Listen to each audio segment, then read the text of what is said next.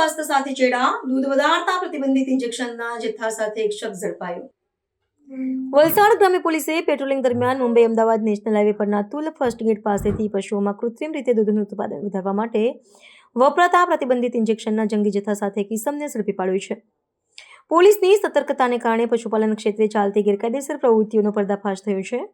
પોલીસને મળેલી બાતમી અને પેટ્રોલિંગ દરમિયાન શંકાસ્પદ હાલતમાં જણાતા મૂળ ઉત્તર પ્રદેશના અને હાલ દમણમાં સ્થાયી થયેલા બદ્રીનારાયણ યાદવ નામના શખ્સને અટકાવી તેની પાસે રહેલા થેલાની તલાશી લેવામાં આવી હતી. તપાસ દરમિયાન તેની પાસેથી પ્રવાહી ભરેલી 720 જેટલી બોટલો મળી આવી હતી, જે પશુઓ માટે હાનિકારક હોવાનું પ્રાથમિક દ્રષ્ટિએ જણાયું હતું. આ પ્રકરણની ગંભીરતાને ધ્યાનમાં લેતા પોલીસે તપાસ કરતા જાણવા મળ્યું હતું કે જપ્ત કરાયેલા ઇન્જેક્શનનો ઉપયોગ ગાય અને ભેંસ જેવા દૂધાળા પશુઓ પાસેથી વધુ માત્રામાં દૂધ મેળવવા માટે કરવામાં આવે છે. પશુ ચિકિત્સકોના મતે આવા કેમિકલયુક્ત ઇન્જેક્શન પશુઓના સ્વાસ્થ્ય પર ગંભીર અને દીર્ઘકાલીન આડઅસર કરે છે. તદુપરાંત આ રીતે મેળવેલું દૂધ ગુણવત્તાની દ્રષ્ટિએ દૂષિત હોય છે, જેનો ઉપયોગ માનવ સ્વાસ્થ્ય માટે પણ જોખમી સાબિત થઈ શકે છે. આરોપી પાસે આ જથ્થાને લગતા કોઈપણ પ્રકારના અધિકૃત બિલ કે આધાર પુરાવા ન હોવાથી પોલીસે અંદાજે ₹36,000ની કિંમતનો તમામ મુદ્દામાલ કબજે કર્યો હતો.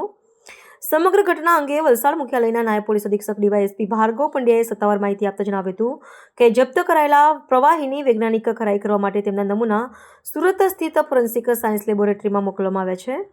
પોલીસે આરોપી વિરુદ્ધ ભારતીય નાગરિક સુરક્ષા સંહિતાની કલમ 35(1) હેઠળ ગુનો નોંધીને કાયદેસરની કાર્યવાહી હાથ ધરી છે.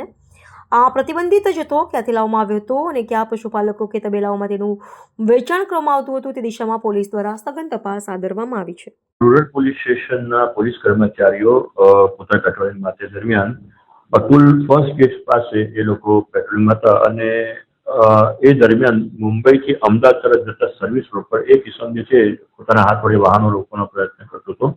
એની જે મુવમેન્ટ હતી એ થોડી શંકાસ્પદ જણાતા પોલીસે એને રોક્યો અને એની પાસે એક મીણિયો કોથળો હતો. એ મીણિયા કોથળામાં શું છે તેની બાબતે પૂછતા એના મીણિયા કોથળામાંથી જુદા જુદા બોક્સ નીકળ્યા અને એમાંથી કંઈક પ્રવાહી જેવું બોટલ્સ નીકળવામાં આવેલી, જે અનુસંધાને તે બાબતે કોઈ બિલ કે કોઈ જેની પાસે આધાર પુરાવા હોય તેની માંગણી કરતા તેની પાસે કોઈ બિલ પણ નહોતું કે કોઈ આધાર પુરાવા નહોતા.